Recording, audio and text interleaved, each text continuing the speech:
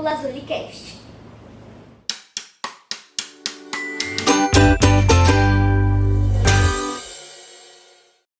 Hoje a gente está aqui com a nossa convidada, a professora de História, Valdilene, nossa professora de História da Escola SESI. Bom, prazer, Valdilene. Prazer. Seja muito bem-vinda aqui. Bom, para quem não sabe, hoje a gente vai fazer um podcast sobre o dia da abolição da escravidão, né? Bom, vamos fazer algumas perguntas técnicas, depois a gente vai fazer um bate-bola para ficar mais dinâmico o podcast. Bom, a primeira pergunta: o que significa escravidão? Bom, o termo escravidão, nós vamos ter dois tipos de conceito, tá? O conceito antigo e o conceito moderno. Porém, os dois têm uma classificação muito próxima. O conceito antigo é onde homens e mulheres trabalhavam de forma escrava, porém essa forma escrava é você trabalhar sem uma remuneração, certo? Atualmente, o conceito moderno, você também trabalha de forma, um trabalho compulsório, porém com promessas que o seu patrão, no caso, o seu senhor, ele te promete dar uma determinada remuneração, que você se dirige àquela determinada localidade, porém a remuneração lá não é aquilo que você espera. Sim. Bom, outra pergunta: o que eram os escravos e como viviam? Certo. O que eram os escravos? A gente também tem a classificação histórica do período escravo. No Egito Antigo você tem a escravidão com a população judia, no caso com os judeus. Eles eram escravos, porém no Egito Antigo eles possuíam certos direitos, o determinado escravo. Você tinha duas classificações de escravos, até no continente africano num todo.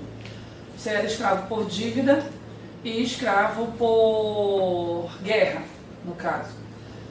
Já no período moderno, já do século XVIII, XIX, você vai ter a escravidão mudando na concepção do europeu. Quando a população negra africana veio para o Brasil, foi espalhado pela América e para a Europa, a escravidão ela muda a sua configuração. E lá no continente africano você vai ter também a escravidão, ela não separa por cor, ela não separa por idade, ela não separa por etnia e por sexo. No Brasil, na Europa, quando começou a se utilizar o escravo negro africano, você vai ter isso sendo totalmente mudado. A população africana que foi retirada do seu país, foi sequestrada do seu país, foi vendida, infelizmente por eles mesmos, pela questão econômica, você vai ver que eles vão chegar ao Brasil e vão ser escravizados. Somente a população negra, mas nós tivemos também, dentro do Brasil, a população indígena sendo escravizada. Sim, mas assim, querendo ou não, eram talvez assim, como se fosse uma espécie de preconceito com pessoas de outras cores? Sim, até porque a gente vai ter também uma visão onde o europeu vai ter partes na Bíblia, onde nós temos os descendentes de Jacó, que pela Bíblia os descendentes de Jacó seriam escravizados, só que mais para frente no Novo Testamento os descendentes de Jacó foram libertos, no caso do Antigo Egito, então você tem ali a libertação dessa população. E também você tem a concepção pela cor da pele, que a justificativa é: se o próprio africano escravizava seu povo, então eu posso escravizar esse povo. Só que lá você vê que a configuração de escravo era totalmente diferente. Ele tinha direitos, era um hábito ali da própria população, da própria região, diferente do Brasil, que você vai ter uma escravidão girando em torno da própria economia. Sim. Bom, qual foi o principal motivo da abolição da escravidão? O principal motivo que a gente vai ter vai ser justamente a pressão popular, tá? Para que vai nos levar ao fim do Império Brasileiro, o fim da coroa, da monarquia no Brasil, onde a população já não aceita mais o trabalho escravo, e nós vamos ter ali os movimentos abolicionistas que vão ser em prol da abolição. Porém, a gente também tem que visualizar que não vão ser somente a população branca que vai lutar também pela abolição. A gente também vai ter a própria população preta que vai estar brigando. Sim. Bom, o que motivou o fim da escravidão? Ou seja, quem motivou, quem foi uma das figuras principais? A figura principal da abolição da escravidão no século XIX, a gente vai ter a própria figura do escravo, onde ele mesmo vai criar os seus movimentos de resistência. A gente vai falar um pouquinho mais na frente, no nosso diálogo, que a gente vai ter vários movimentos de resistência e, infelizmente, na nossa história e na minha geração, no caso, quando nós aprendemos sobre o movimento abolicionista, entre outros, nós aprendemos que quem deu a liberdade foi a princesa Isabel. Ela assinou a Lei Áurea. Porém, o mérito a ser dado, de fato, do motivo do fim da escravidão é da população preta. Sim. Bom, uma pergunta muito interessante, inclusive vai ser a sexta. Como a luta pelo abolicionismo era divulgada na imprensa no século XIX? Ela era divulgada pelos jornais e por panfletos, além do boca a boca também. Tá? Mas principalmente a gente já vai ter a imprensa aí sendo utilizada. Vamos ter partes em artigos de jornais que foram destacados, que foram entregues aos movimentos abolicionistas, para que fossem divulgados à população toda. Sim. Bom, quais eram as ideias abolicionistas? As ideias abolicionistas que a gente vai ter é justamente que nós vamos ter fugiu agora o nome, que até vai levar... Eu falei, onde é esse? Na sala de aula, dos meninos. Mas a gente vai ter o jornal que vai entregar como João Alfredo, que é um dos conservadores, né, que vai levar ali, vai criar a Lei Áurea, no caso, para entregar para a princesa Isabel assinar. Então esse aí vai ser um ponto crucial para que a monarquia do Brasil não saia mais manchada do que ela já estava. Até porque durante esse período do próximo ali à abolição, nós vamos estar com a monarquia em crise. Você vai ter a Guerra do Paraguai, vai ter acabado de terminar a Guerra do Paraguai, o Brasil sai vencedor, porém com muitas manchas dentro do corpo militar. Você vai ter, tanto que nós vamos ter ali um primeiro governo militar no Brasil.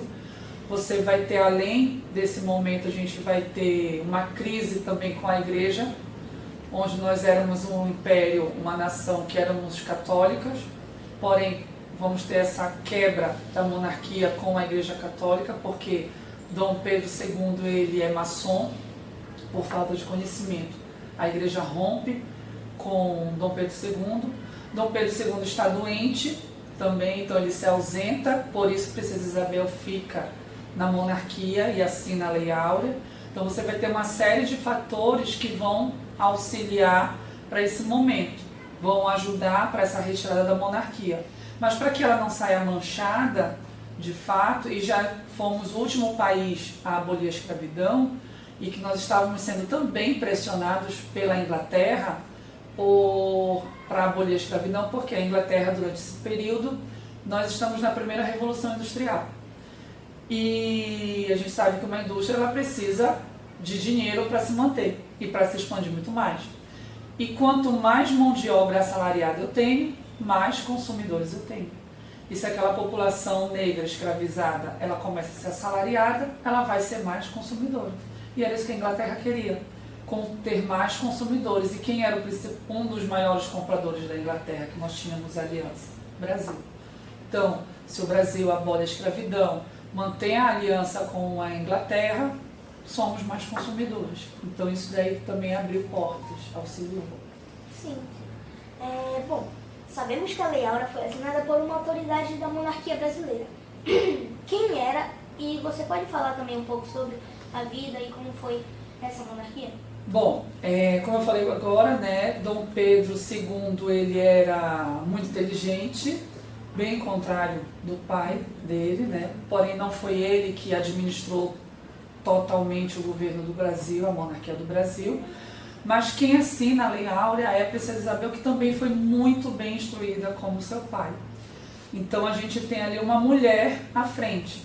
Mas como eu falei anteriormente, o mérito não é dado a ela de fato, porque nós vamos ter os movimentos abolicionistas, outras pessoas por trás, jornalistas negros que estarão também à frente, já são livres, no caso, já têm uma educação, já têm uma formação, e você vai ter ali a monarquia, como eu posso te dizer, sendo convidada a se retirar, porque já não era mais sustentável uma nação com tantas crises, não só social, principalmente social, mas econômica, se manter dentro de um país que possuía riquezas, patrimônios, mas não tinha de fato uma boa administração. Então nós precisávamos de bons administradores para dentro do Brasil. Dom Pedro II foi um bom administrador? Relativamente, porque infelizmente também não foi dado a ele a oportunidade de fato administrar diretamente o Brasil. Mas nós vamos ter o encerramento, tá, da monarquia do Brasil muito bem encerrado, ali com a assinatura da Lei Áurea, mas o mérito a gente não dá à Princesa Isabel. Sim. Quem foi o principal abolicionista brasileiro? Principal abolicionista brasileiro. A gente vai ter... Ai, Jesus! A gente vai ter André Rebouças, José do Patrocínio e Luiz da Gama. Esses vão ser os principais percussores, né, divulgadores, instrutores, principalmente para a sociedade letrada, sobre a abolição. Bom, a ideia de república tem alguma coisa a ver com a abolição da escravidão? Total. Total, tem tudo a ver.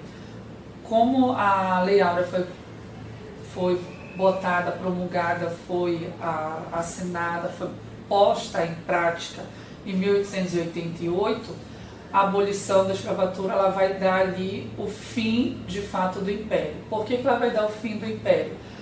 Porque você vai ter os grandes cafeicultores paulistas do Brasil se aliando ao governo para encerrar também com a monarquia. Até porque durante esse período você vai ter parte desses cafeicultores financiando a monarquia. É o que eu digo para os meus alunos lá do 7º ano, que nem todo rei ele possui fortuna, eles são sustentados pela burguesia. E essa burguesia que sustenta depende também dessa monarquia. Como eles não estão sendo devidamente assistidos, o que acontece? Vamos retirar o rei do seu trono. Que foi isso que aconteceu. Com a abolição da escravatura, você vai ter grande parte da burguesia, que se a gente for olhar também é uma minoria, mas se o poder se concentra na mão dessa minoria, você vai ter essa minoria retirando esse presidente, essa monarquia do poder. Mas a gente vai ter uma pequena lucratividade aí. E se mexeu no bolso da burguesia, você vai ver que eles vão auxiliar na retirada dessa nobreza. E foi o que aconteceu.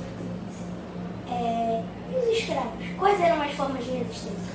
Formas de resistência. A gente vai ter, além dos quilombos, das fugas, você vai ter assassinatos que eles irão cometer, eles vão cometer as fugas, eles vão cometer, infelizmente,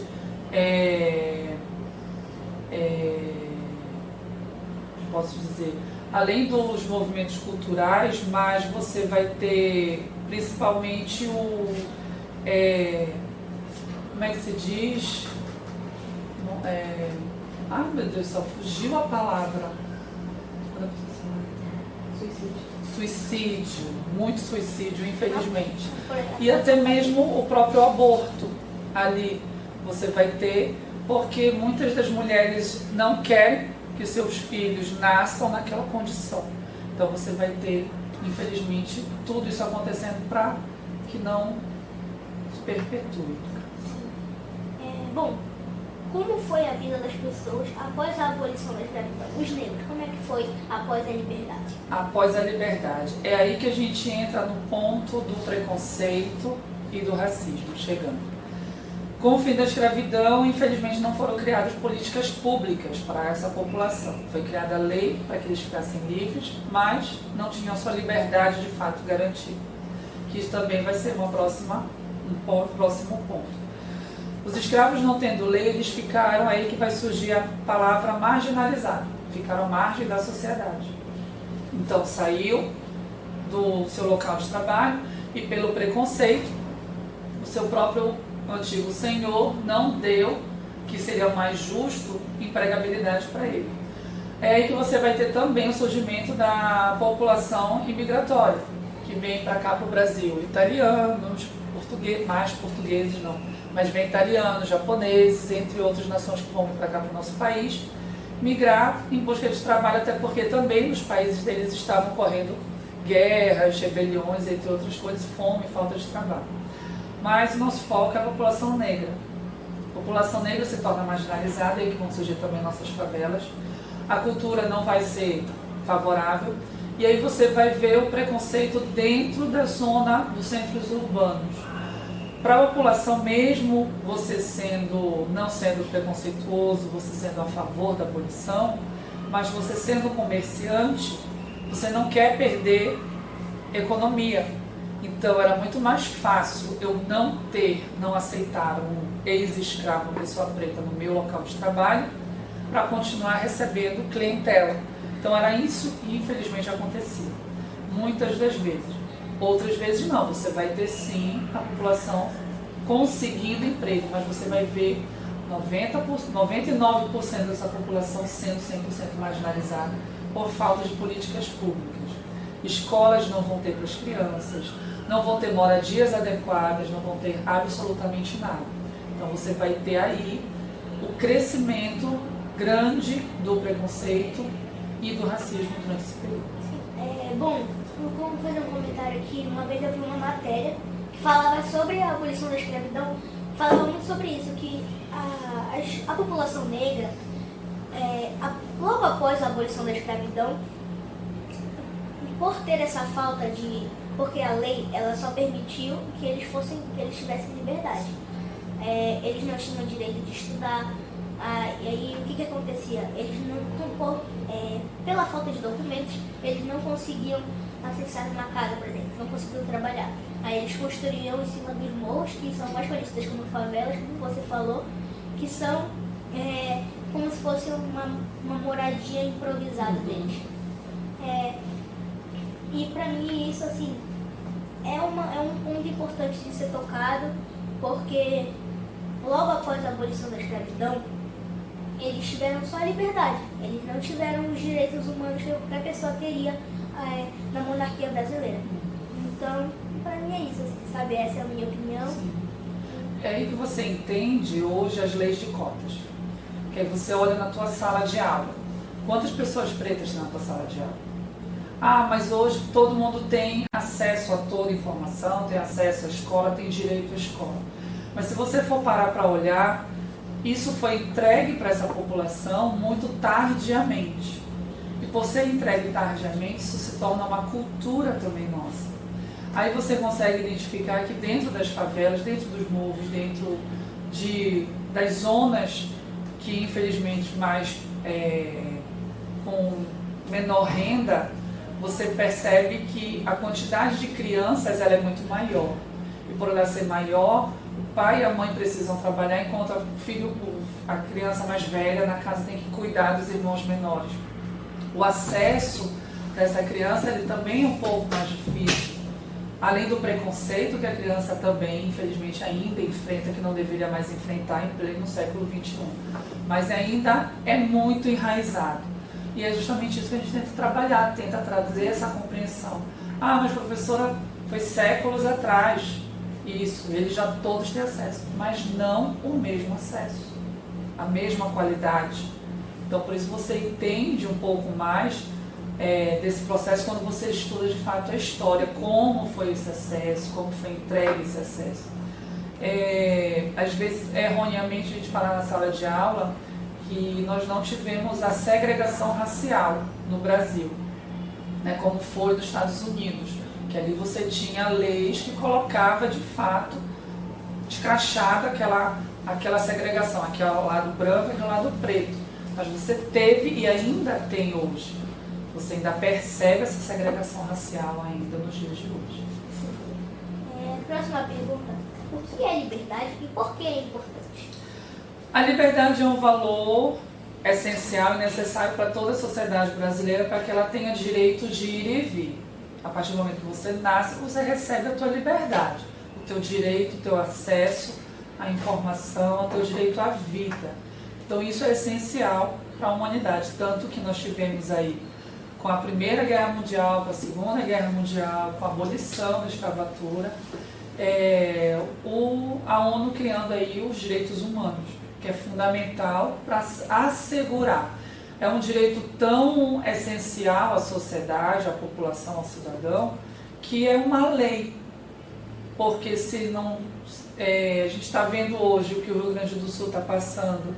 Se não cria-se um projeto de lei, você percebe que não é válido. Então precisa ser uma lei. Aí você pergunta, professor, mas o que você disse agora do Rio Grande do Sul? Porque você percebe que são direitos da população ter a liberdade, ter acesso às informações. Informações que hoje, infelizmente, a sociedade, a população hoje lá está sofrendo com falta do básico, né? Um direito à vida, um direito de moradia hoje em dia, nos dias de hoje, né? Que eles estão passando lá. E é uma informação que, infelizmente, políticas públicas que nós temos no nosso país, mas que não chegam a todos. Então, quando a gente olha a geografia ali da sociedade, daquela cidade que está passando por essa dificuldade, não foram construídas políticas públicas. As pessoas estavam, infelizmente, morando perto de rios que podiam vir a transbordar. Hoje você olha, a gente está falando sobre a abolição, população, grande maioria negra, mora em morros. Se acontece uma tragédia nos morros, cadê as políticas públicas para tirar antecipadamente aquela população dali, daquele local? Nós conhecemos na nossa cidade alguns conjuntos habitacionais que foram feitos após uma tragédia. Cadê políticas públicas para trabalhar antecipadamente em favor daquela população? Tanto população preta quanto população mais necessitada, no caso. Então as políticas públicas, elas asseguram o nosso direito mínimo, que é a liberdade.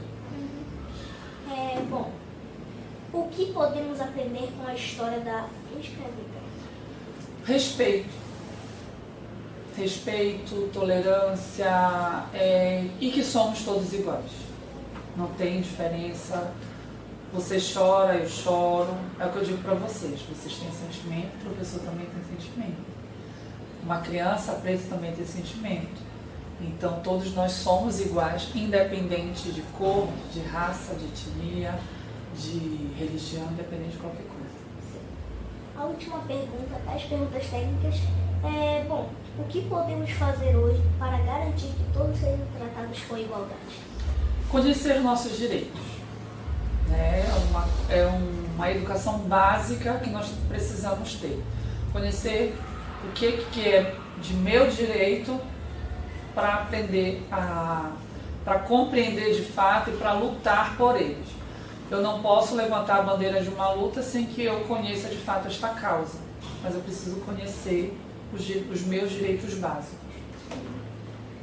Bom, agora que acabou as nossas perguntas técnicas, vamos fazer um bate-bola que não são nada mais nada menos perguntas rápidas e respostas curtas. Agora aqui veremos Val por Val, né?